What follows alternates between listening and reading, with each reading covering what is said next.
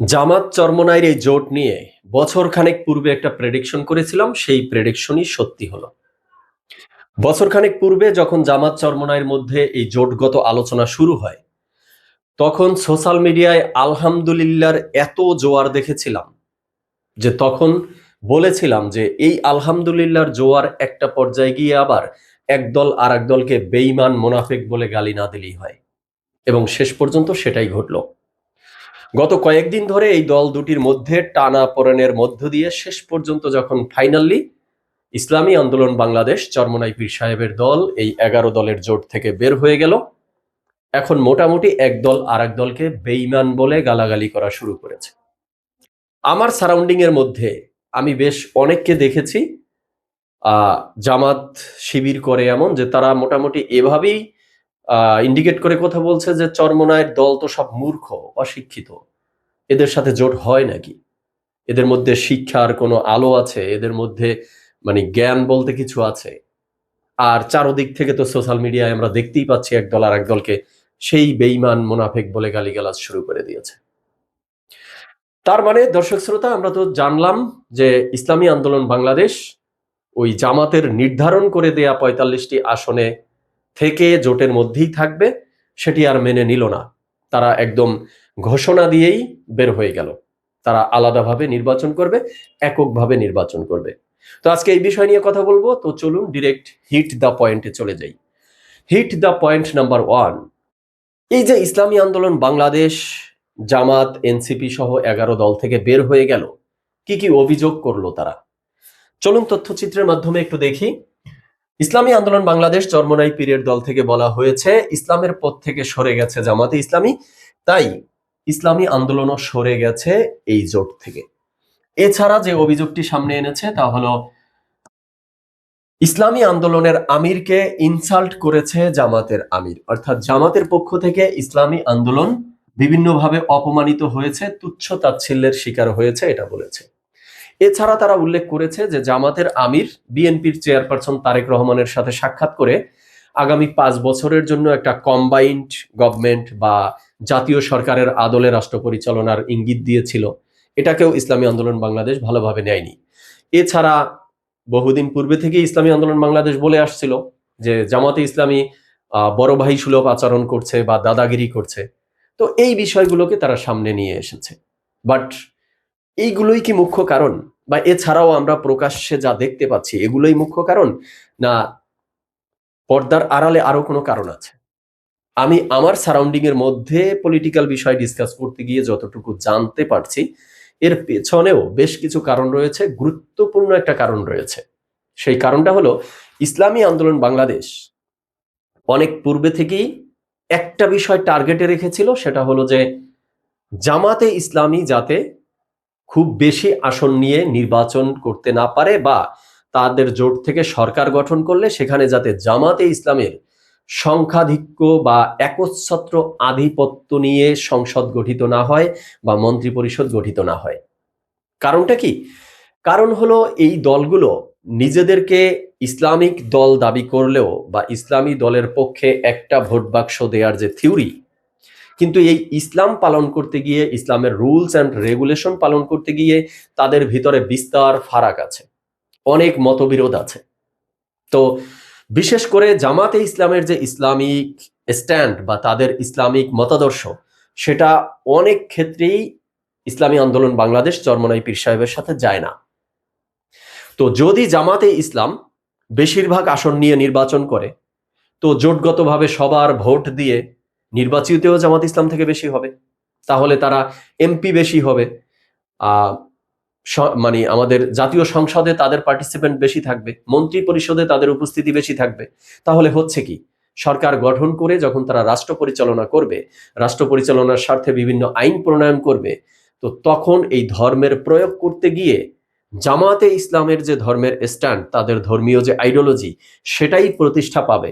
But ইসলামী আন্দোলন বাংলাদেশ যেই rules and regulation বা যেই কায়দায় ধর্ম পালন করে, সেটা বাধাগ্রস্ত হবে, তারা কোণঠাসা হয়ে পড়বে। তো যখন ইসলামী আন্দোলন বাংলাদেশ দেখলো জামাতে ইসলাম তাদের সেই দাদাগিরি বা বড় ভাইগিরি একের পর এক করেই যাচ্ছে, বা বাস্তবেও আমরা দেখলাম যে 179টির মতো আসন জামাতে ইসলাম নিজেই ধরে রেখেছে, আর ইসলামী আন্দোলন বাংলাদেশকে বাধ্য করে দিয়েছে মাত্র 45টি আসনে। তো এই জায়গাটায় ইসলামী আন্দোলন বাংলাদেশ ভবিষ্যতের জন্য, তাদের যে ধর্মীয় সেলসেলা সেটার জন্য খুব হুমকি স্বরূপ মনে করছে। এবার আসি হিট দ্য পয়েন্ট নাম্বার 2। এই যে ইসলামী আন্দোলন বাংলাদেশ জামাতে ইসলামের বিরুদ্ধে এত এত অভিযোগ দাঁড় করিয়ে এই জোট থেকে বের হয়ে গেল, এক্ষেত্রে জামাতে ইসলামের প্রতিক্রিয়া কি? আমরা দেখেছি জামাতে ইসলামের পক্ষ থেকে বলা হয়েছে ইসলামী আন্দোলনের মুখপাত্রের বক্তব্য সঠিক নয়।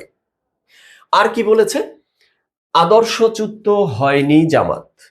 এই জায়গাটায় আমার একটা দ্বিমত রয়েছে যে জামাতে ইসলামের আসলে কি কোনো আদর্শ আছে যে তারা আদর্শচ্যুত হবে? আপনি 1971 সালের তাদের স্ট্যান্ড দেখেন, কতক্ষণ বলে যে আমরা দেশের স্বাধীনতার পক্ষে, আবার কতক্ষণ বলে আমরা এক পাকিস্তানের পক্ষে ছিলাম, আবার কতক্ষণ বলে যে আমরা দেশপ্রেমিক শক্তি, আবার কতক্ষণ বলে আমরা ক্ষমা চেয়েছি। তো এদের তো এই স্ট্যান্ডের অভাব নেই, এরা তো সবসময় স্ট্যান্ডবাজি করে পল্টি খায় সবসময়। তো এরা আবার শেষ পর্যন্ত এসে বলতেছে যে আমরা রাষ্ট্র ক্ষমতায় গেলে শরিয়া আইন বাস্তবায়ন করব না, কিন্তু তাদের দলের আবার স্লোগানটাই হলো সৎ লোকের শাসন চাই, আল্লাহর আইন চাই। একদিকে আল্লাহর আইন চায়, আর একদিকে গিয়ে খ্রিস্টান সম্প্রদায়ের সাথে বৈঠকে গিয়ে বলতেছে আমরা শরিয়া আইন বা ইসলামী আইন বাস্তবায়ন করব না। আবার তারা বড় গলায় বলতেছে যে আমরা আদর্শচ্যুতই হইনি। তো আমি আসলে জানি না যে জামাত ইসলামের আদর্শটা আসলে কোনটা। এবার আসি হিট দ্য পয়েন্ট নাম্বার 3। তো বিচ্ছেদ তো হয়ে গেল, জামাত এনসিপি সহ তারা এখন 10 দল, 11 দল থেকে 10 দল হয়ে গেছে, আর ইসলামী আন্দোলন বাংলাদেশ একাই এক দলে দাঁড়িয়েছে। তো তাদের নির্বাচনী পরিকল্পনাটা সামনের দিকে কেমন, চলুন একটু দেখার চেষ্টা করি। এক্ষেত্রে ইসলামী আন্দোলন বাংলাদেশ বলছে যে 268টি আসনে তারা এককভাবে হাত পাখা প্রতীকে নির্বাচন করবে, আর যে 32টি আসন বাকি থাকে সেই 32টি আসনে যদি তাদের মতাদর্শের সাথে মিলে যায় এমন কোনো প্রার্থী বা দল পায়, সেক্ষেত্রে আবার একত্রিত হয়ে ওই 32টি আসন ফুলফিল করার চেষ্টা তারা করবে। আর অপর দিকে আমরা দেখছি যে জামাতে ইসলামের পক্ষ থেকে বলা হয়েছে চরমোনাই যদি না আসে তাহলে তাদের জন্য যে 45 বা 47টি আসন রেখে দেওয়া হয়েছিল সেই আসনের মধ্য থেকেও বেশিরভাগ আসন জামাতে ইসলামী নিয়ে নিচ্ছে, তারা 226টি আসন নেবে এবং এনসিপি সম্ভবত আরো 10টি আসন পেতে যাচ্ছে। এই হলো আগামীর নির্বাচনকে কেন্দ্র করে তাদের আসনের ভাগ বাটোয়ারা। এবার আসি last hit the point number 4। এই যে জোটের ভাঙ্গন হলো, বিচ্ছেদ হলো, এটা কি আবার জোড়া লাগতে পারে? আমরা দেখছি যে এনসিপির আসিফ মাহমুদ সজীব ভুইয়া প্রত্যাশা করছে ইসলামী আন্দোলন আবার জোটে ফিরবে, বাট আমার কাছে এমনটা মনে হয় না। আমার কাছে মনে হয় না যে এই ফাটল আবার জোড়া লাগবে, বরং আমার কাছে যেটা মনে হচ্ছে এই বিচ্ছেদের সুর ধরে ফাটলের সংখ্যা আরো বাড়তে পারে। চলুন একটু দেখি যে জামাতের জোট থেকে ইসলামী দলগুলোকে বেরিয়ে আসতে আহ্বান জানিয়েছে চরমোনাই পীরের দল। তার মানে কি জামাত ইসলামী দল না? এই অভিযোগ তুলেই তো আসলে ইসলামী আন্দোলন বাংলাদেশ সরে গেল। তাহলে জামাতের জোটের ভিতরে আর ইসলামী দল আছে কারা কারা? এখানে আছে বাংলাদেশ নেজামে ইসলাম পার্টি, বাংলাদেশ খেলাফত আন্দোলন, খেলাফত মজলিস, বাংলাদেশ খেলাফত মজলিস, জমিয়াতে উলামায়ে ইসলাম বাংলাদেশ, এই দলগুলো। তো এখানে একটা ইম্পর্টেন্ট বিষয় আছে, সেটা হলো এই যে ইসলামের পক্ষে একটি ভোট বাক্স দেওয়ার আবিষ্কারক, এই যে থিওরিটা, এই থিওরিটা কিন্তু প্রথমে শুরু হয়েছিল এখানে যেই দলগুলো আমরা দেখতে পাচ্ছি শুধু জামাতে ইসলাম ব্যতীত বাকি যারা আছে তাদেরকে নিয়ে, এবং ইনোভেটর হলো, আবিষ্কারক হলো ইসলামী আন্দোলন বাংলাদেশ। এই ইসলামী আন্দোলন বাংলাদেশ চরমোনাই পীরের দল এই অনন্য ইসলামী দলগুলোকে নিয়ে এই ইসলামের পক্ষে একটি ভোট বাক্সের থিওরিটা মাঠে ছেড়েছিল। পরবর্তীতে এখানে এসে যুক্ত হয়েছে এই জামাতে ইসলামী, আর যখনই জামাতে ইসলামী এসে এখানে যুক্ত হয়েছে তখনই এই জোটের মধ্যে একের পর এক গ্যাঞ্জাম হওয়া শুরু করেছে। কারণ জামাতে ইসলাম এখানে আসার পরে তারা নিজেদেরকে বড় ভাই সুলভ আচরণ করা শুরু করলো, দাদাগিরি করা শুরু করলো, বা শেষ পর্যন্ত আমরা দেখলাম এবি পার্টি, এনসিপি, কর্নেল অলির এলডিপি, এই দলগুলোকে যে এখানে নিয়ে আসলো, সেক্ষেত্রে ইসলামী আন্দোলন বাংলাদেশ সহ অন্যান্য ইসলামী দলগুলো থেকে অভিযোগ উঠেছিল যে জামাতে ইসলাম এদের সাথে কোনো ধরনের আলোচনাই করেনি। জামাতে ইসলাম নিজেকেই দাদা ভাবতেছে, এই দলের বড় ভাই ভাবতেছে, হর্তাকর্তা ভাবতেছে, নিজেই অন্যান্য দলগুলোকে এখানে নিজের ক্ষমতা খাটিয়ে নিয়ে এসেছে। আর এরপরে তো শুরু হলো একের পর এক ভাঙ্গনের সুর। এই ভাঙ্গনের সুর এখন শেষ পর্যন্ত দেখা যাক যে ইসলামী আন্দোলন বাংলাদেশের আহ্বানে সেই ইসলামের পক্ষে একটি ভোট বাক্সের যে কোর টিমটা ছিল, মূল টিম, সেই টিমটা পুরোটাই বের হয়ে যায় কিনা। বের হয়ে যাওয়ার আরেকটা ইঙ্গিত আছে, সেটা কি, এই যে ইসলামী আন্দোলন বাংলাদেশের জন্য ৪৫ বা ৪৭টি আসন রেখে দেওয়া হয়েছিল, সেই আসনগুলো পেতে যাচ্ছে আমরা দেখতে পাচ্ছি জামাতে ইসলামী আর এনসিপি কে দেওয়া হচ্ছে 10টি, কিন্তু বাকি দলগুলোকে 2-4টা করে দেবে কিনা এই বিষয় নিয়ে কিন্তু আরেকটা গ্যাঞ্জাম সামনে লাগবে। তার মানে ওই যে ইসলামী আন্দোলন বাংলাদেশ সরে যাওয়ার পরে জামাত এনসিপির 10 দলের জোটটা আছে, এই জোটের মধ্যে আসন সমঝোতা কিন্তু চূড়ান্ত হলো না। ৪৫ থেকে ৪৭টি আসন নিয়ে এখনো একটা ভাগাভাগি বাকি আছে। সেই ভাগাভাগিতে যদি আবার গ্যাঞ্জাম লাগে, আর এইদিকে ইসলামী আন্দোলন বাংলাদেশ ওই কোর ইসলামিক দলগুলোকে টানার চেষ্টা করছে, তার মানে নিশ্চিত থাকেন এই ভাঙ্গনের সুর সামনের দিকে আরো ভাঙতে পারে।